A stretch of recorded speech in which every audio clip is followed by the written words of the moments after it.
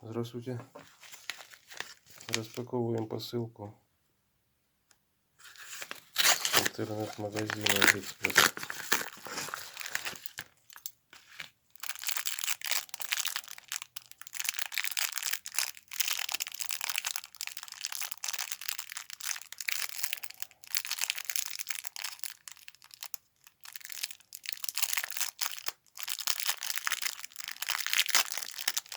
Вот такое вот пришло средство против храпа.